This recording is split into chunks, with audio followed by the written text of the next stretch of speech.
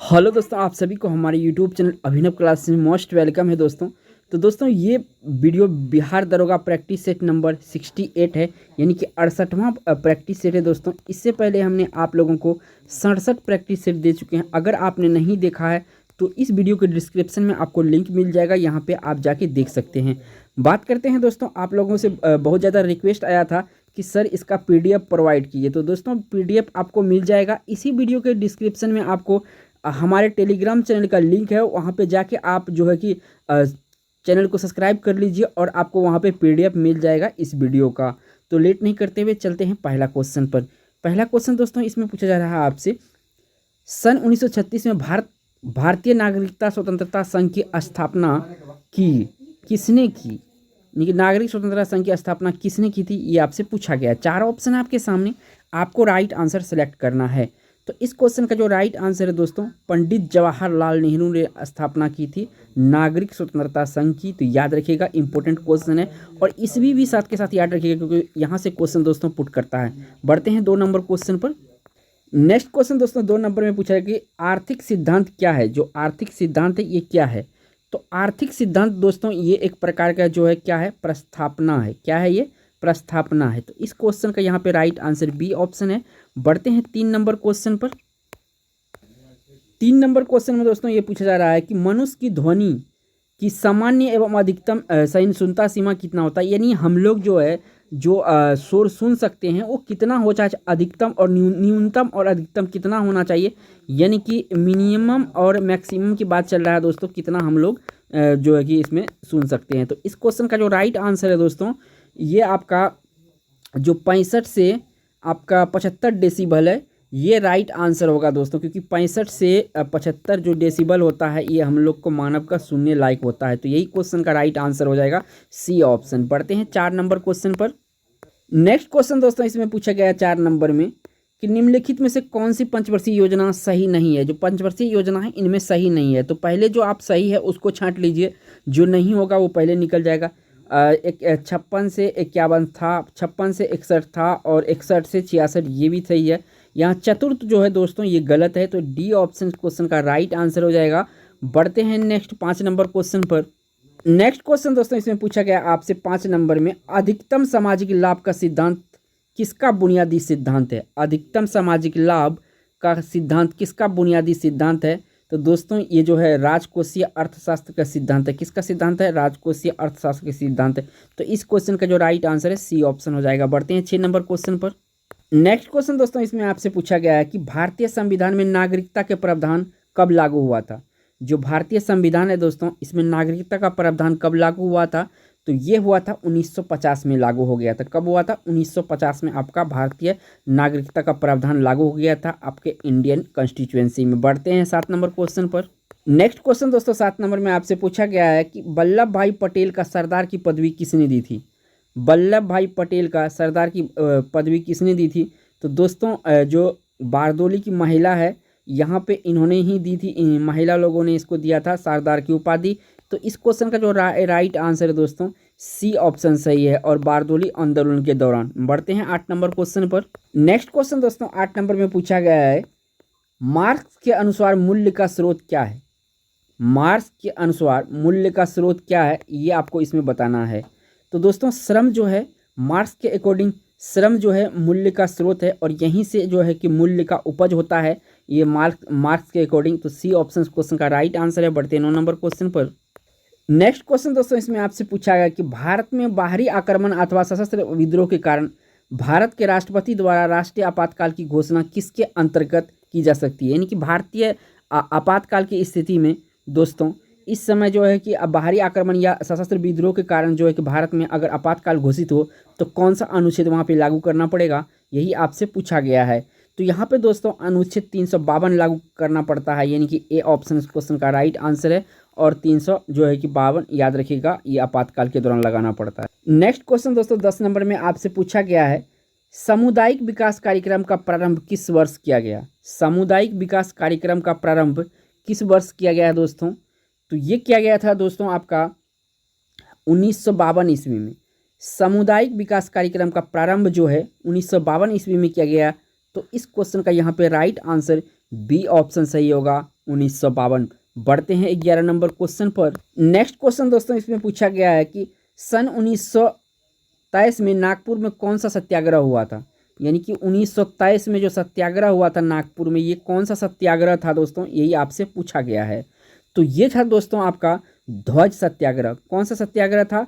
ध्वज सत्याग्रह था। तो इस क्वेश्चन का जो राइट आंसर होगा यहाँ पर डी ऑप्शन होगा, ध्वज सत्याग्रह। बढ़ते हैं 12 नंबर क्वेश्चन पर। 12 नंबर क्वेश्चन में दोस्तों पूछा गया आपसे कि निम्नलिखित में से कौन सा संप्रदाय बौद्ध धर्म का नहीं है। इसमें जो संप्रदाय है वो बौद्ध धर्म का नहीं है। तो देखिए महायान है, हीनयान है, इसके बाद आपका जो यहाँ पे थेरावाद है ये भी है। यहाँ पे जो सी ऑप्शन देख रहे हैं, सी ऑप्शन दिगंबर, तो ये दोस्तों जैन धर्म से संबंधित है। किससे संबंधित है? ये जैन धर्म से संबंधित है। तो इसको याद रखिएगा, जैन धर्म से संबंधित है। बाकी तीन जो है ए बी और डी, ये आपका बौद्ध धर्म संप्रदाय से संबंधित है। लेकिन हमको पूछा जा रहा है दोस्तों यहाँ पर कि कौन सा संबंधित नहीं है। तो ये जो आपका दिगंबर है यही आपका संबंधित नहीं है। तो सी ऑप्शन क्वेश्चन का राइट आंसर हो जाएगा। बढ़ते हैं 13 नंबर क्वेश्चन पर। नेक्स्ट क्वेश्चन दोस्तों इसमें पूछा गया आपसे, जिस समय दिल्ली ब्रिटिश भारत की राजधानी बनी थी उस समय वायसराय कौन था। यानी कि जिस समय दिल्ली ब्रिटिश भारत की राजधानी बनी थी उस समय वायसराय कौन था। तो उस समय वायसराय था दोस्तों लॉर्ड हॉर्डिंग। कौन था? लॉर्ड हॉर्डिंग था। तो इस क्वेश्चन का जो राइट आंसर है यहाँ पर सी ऑप्शन है। बढ़ते हैं 14 नंबर क्वेश्चन पर। नेक्स्ट क्वेश्चन दोस्तों 14 नंबर में आपसे पूछा गया है कि भारतीय विशेष आर्थिक क्षेत्र, यानी शॉर्ट में इसको सेज कहते हैं, नियम संशोधन किस वर्ष हुआ था। तो सेज का नियम का संशोधन किस वर्ष हुआ था?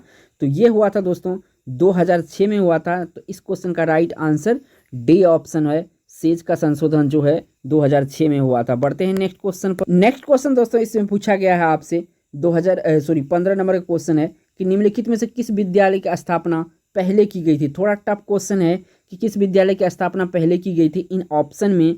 तो देखिए इनमें सबसे जो पहले हुआ था, सबसे पहले मुंबई यूनिवर्सिटी, जो बम्बई यूनिवर्सिटी है इसकी स्थापना सबसे पहले हुई थी। तो इस क्वेश्चन का यहाँ पे बी ऑप्शन करेक्ट है। बढ़ते हैं नेक्स्ट क्वेश्चन पर। नेक्स्ट क्वेश्चन दोस्तों यहाँ पे 16 नंबर का पूछा गया है, येसोमाइट क्या है। जो येसोमाइट है ये क्या है? तो येसोमाइट दोस्तों एक झरना है। तो इस क्वेश्चन का जो राइट आंसर है सी ऑप्शन सही है, येसोमाइट एक झरना है। बढ़ते हैं नेक्स्ट क्वेश्चन पर। नेक्स्ट क्वेश्चन दोस्तों इसमें पूछा गया है 17 नंबर का क्वेश्चन है, प्रथम भारतीय उपग्रह आर्यभट्ट किस वर्ष छोड़ा गया।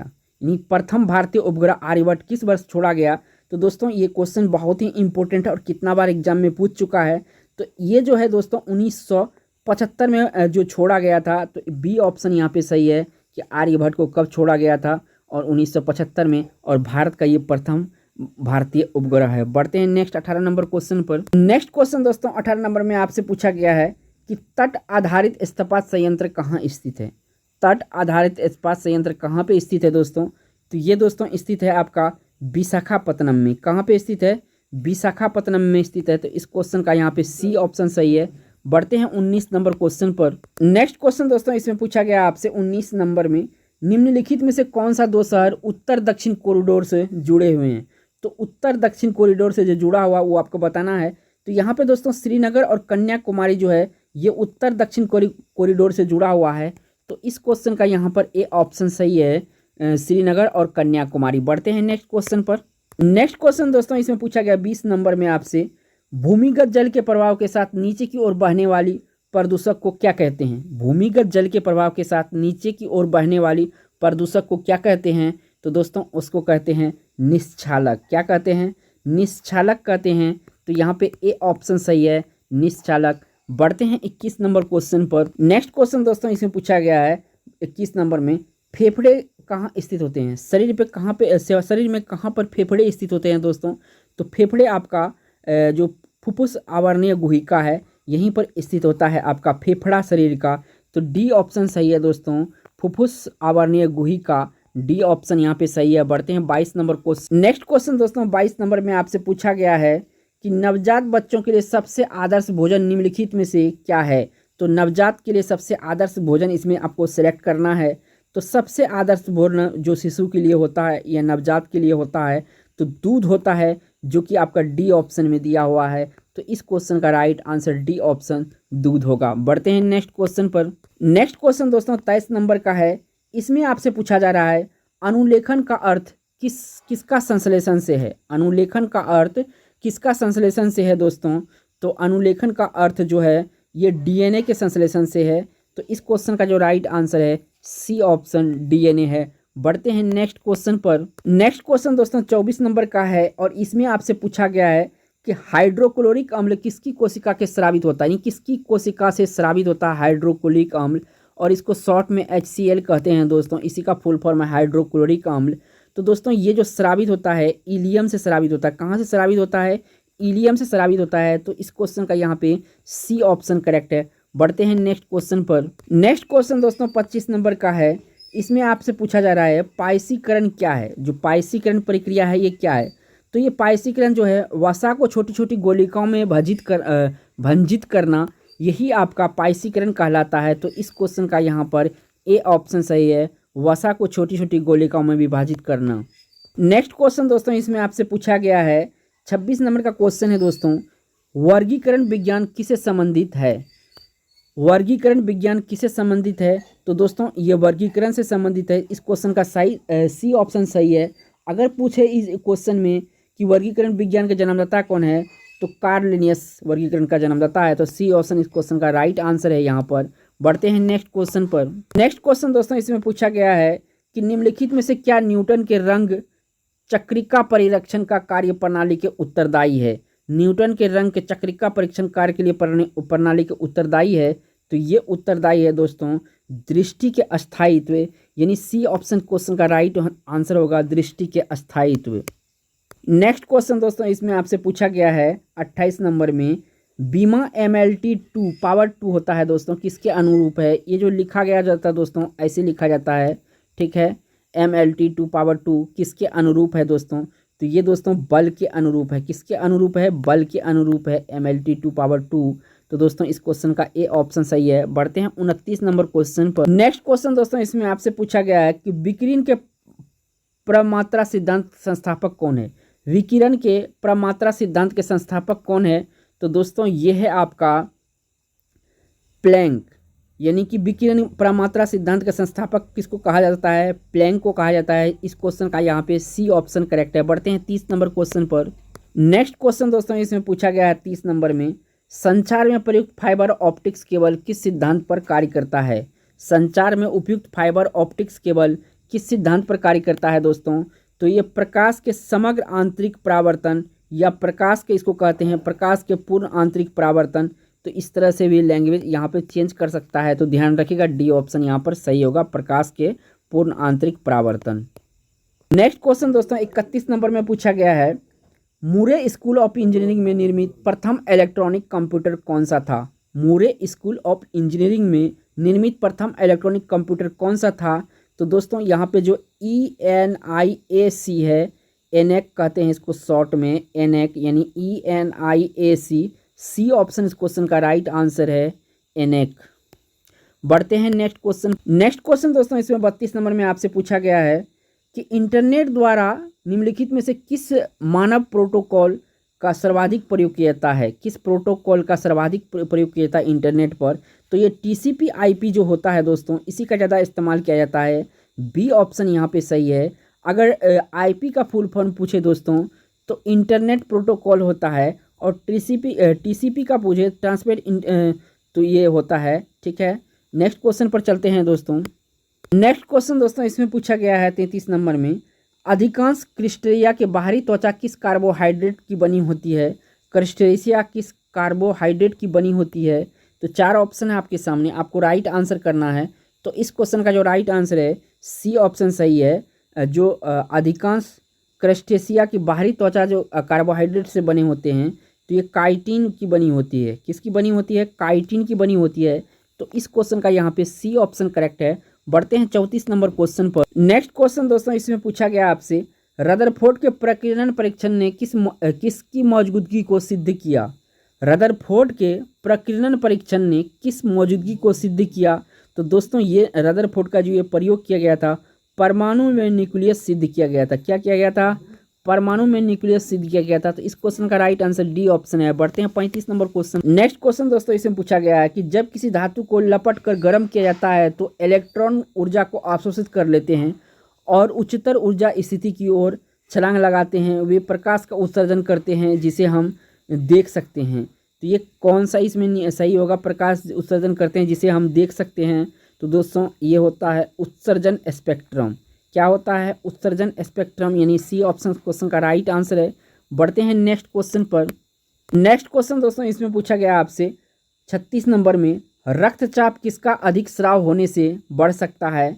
ब्लड प्रेशर किसका अधिक स्राव से बढ़ जाता है? दोस्तों ये आपसे पूछा जा रहा है। 4 ऑप्शन आपके सामने। तो इस क्वेश्चन का जो राइट आंसर है, ये थायरोक्सिन के जो अधिक स्राव जब हो थायरोक्सिन होने लगता है तब ब्लड प्रेशर हाई हो जाता है। तो इस क्वेश्चन का यहाँ पे राइट आंसर ए ऑप्शन है, थायरोक्सिन। नेक्स्ट क्वेश्चन दोस्तों 37 नंबर में पूछा गया है, ग्रीन हाउस गैसों की अवधारणा किसकी थी या किसकी देन है? तो ग्रीन हाउस गैस की अवधारणा जो देन है दोस्तों, जोसेफ फ्यूरियर की है। किसकी है? जोसेफ फ्यूरियर की है ग्रीन हाउस गैस की सिद्धांत, यानी ए ऑप्शन सही है। बढ़ते हैं नेक्स्ट क्वेश्चन। नेक्स्ट क्वेश्चन दोस्तों इसमें पूछा गया आपसे 38 नंबर में, भोपाल में गैस त्रासदी 1984 किससे संबंधित है? 1984 में भोपाल गैस त्रासदी हुआ था। यहाँ पे कौन सा गैस रिसाव हुआ था, ये आपसे पूछ रहा है। तो मिथाइल आइसोसाइनाइड जो है दोस्तों, ये स्रावित हुआ था और बहुत जान माल की क्षति हुआ था दोस्तों 1984 में। बढ़ते हैं नेक्स्ट क्वेश्चन पर। नेक्स्ट क्वेश्चन दोस्तों इसमें 39 नंबर में पूछा गया है, प्रदूषित वातावरण से छोड़े गए विविक्त पदार्थ को प्रायः किस प्रक्रिया के दौरान फिल्टर किया जाता है? तो ये जो विविक्त पदार्थ को प्रायः किस प्रक्रिया के दौरान फिल्टर किया जाता है? तो दोस्तों छींकने से ये फिल्टर होता है। बी ऑप्शन यहाँ पे क्वेश्चन का राइट आंसर है। बढ़ते हैं नेक्स्ट क्वेश्चन पर। नेक्स्ट क्वेश्चन दोस्तों इसमें पूछा गया है 40 नंबर में, सारस कहाँ का राज्य पक्षी है? जो सारस है दोस्तों, ये कहाँ का राज्य पक्षी है, ये आपसे पूछा गया है। तो ये उत्तर प्रदेश जो राज्य है, यहाँ की राज्य पक्षी है साइरस। बढ़ते हैं नेक्स्ट क्वेश्चन पर। नेक्स्ट क्वेश्चन दोस्तों इसे पूछा गया 41 नंबर में, 21 नवंबर 2012 को टंगोरिया ज्वालामुखी किस देश में फूटा था? ये टंगोरिया ज्वालामुखी किस देश में फूटा था? तो ये दोस्तों न्यूजीलैंड में फूटा था। कहाँ पे फूटा था? न्यूजीलैंड में फूटा था टंगोरिया ज्वालामुखी। डी ऑप्शन इस क्वेश्चन का राइट आंसर हो जाएगा। बढ़ते हैं नेक्स्ट क्वेश्चन पर। नेक्स्ट क्वेश्चन दोस्तों इसमें 42 नंबर में पूछा गया है, दाचोंग एडिंग एयरपोर्ट कहाँ स्थित है? दाचोंग एडिंग एयरपोर्ट कहाँ पे स्थित है? तो दोस्तों ये तिब्बत में स्थित है दाचोंग एडिंग एयरपोर्ट, यानी इस क्वेश्चन का डी ऑप्शन यहाँ पे सही है, दाचोंग एडिंग एयरपोर्ट। नेक्स्ट क्वेश्चन दोस्तों इसमें पूछा गया है 43 नंबर में, भारतीय दर्शन शास्त्र का सबसे महत्वपूर्ण और सबसे पुराना स्रोत है। तो कौन सा इसमें सबसे पुराना स्रोत है भारतीय दर्शन शास्त्र का? तो जो वेद है दोस्तों, डी ऑप्शन। तो वेद सबसे पुराना यहाँ पे महत्वपूर्ण स्रोत है दर्शन शास्त्र का। तो डी ऑप्शन इस क्वेश्चन का राइट आंसर है। बढ़ते हैं नेक्स्ट क्वेश्चन जो कि 44 नंबर का होगा। नेक्स्ट क्वेश्चन दोस्तों इसमें पूछा गया 44 नंबर में, शहीद दिवस कब मनाया जाता है? जो शहीद दिवस है ये कब मनाया जाता है? तो शहीद दिवस दोस्तों 30 जनवरी को मनाया जाता है। तो यहाँ पे सी ऑप्शन सही होगा। और इस किसके पुण्यतिथि पे मनाया जाता है? तो जो हमारे महात्मा गांधी जी है दोस्तों, इसी का इस दिन जो है कि निधन हो गया था और इसी अवसर पे जो है कि हम लोग शहीद दिवस मनाते हैं 30 जनवरी को। नेक्स्ट क्वेश्चन दोस्तों इसमें पूछा गया आपसे 45 नंबर में, हिंदुस्तान जिंक लिमिटेड कंपनी का मुख्य कार्यालय किस स्थान पर है? तो हिंदुस्तान जिंक लिमिटेड का आपको मुख्य कार्यालय बताना है इस क्वेश्चन में। तो ये जो है उदयपुर में है। और ये उदयपुर कहाँ पड़ता है दोस्तों? यहाँ पे तो बी ऑप्शन सही है, उदयपुर आपका राजस्थान में पड़ता है। कहाँ पर पड़ता है? राजस्थान में पड़ता है। बढ़ते हैं नेक्स्ट क्वेश्चन पर। नेक्स्ट क्वेश्चन दोस्तों 46 नंबर का है और इसमें आपसे पूछा गया है कि निम्नलिखित में से कौन सा पशु नमक का सबसे अधिक सेवन करता है? तो कौन सा पशु अधिक सेवन करता है? तो दोस्तों ऊँट जो है, यहाँ पे बी ऑप्शन सही है, क्योंकि सबसे ज़्यादा जो है नमक का सेवन ऊँट ही करता है। तो बी ऑप्शन क्वेश्चन का राइट आंसर है। बढ़ते हैं नेक्स्ट क्वेश्चन पर। नेक्स्ट क्वेश्चन दोस्तों इसमें पूछा गया है कि 47 नंबर में, निम्नलिखित में से कौन सा एयरपोर्ट केवल घरेलू एयरपोर्ट है? इसमें से कौन सा घरेलू एयरपोर्ट है आपको बताना है। तो डाबलिन एयरपोर्ट गोवा, ये इंटरनेशनल है। श्रीनगर एयरपोर्ट गोवा एयरपोर्ट, ये भी इंटरनेशनल है। देवी अहिल्या होलकर एयरपोर्ट, ये भी इंटरनेशनल है। तो यहाँ पे कोई सिर्फ घरेलू, केवल घरेलू यहाँ कहा गया, ऑप्शन ध्यान रखिएगा, केवल घरेलू क्या गया है। तो कोई यहाँ पे सही नहीं है, यानी कि इनमें से केवल वाला कोई नहीं, क्योंकि ये तीनों जो है इंटरनेशनल है। तो यहाँ पे हम डी ऑप्शन सेलेक्ट करेंगे, इनमें से कोई नहीं। बढ़ते हैं नेक्स्ट क्वेश्चन पर। नेक्स्ट क्वेश्चन दोस्तों इसमें पूछा गया है 49 नंबर में, किस शासक ने विद्यमान अमीर खुसरो का संरक्षण दिया था? विद्यमान अमीर खुसरो को जो संरक्षण दिया था वो आपको बताना है।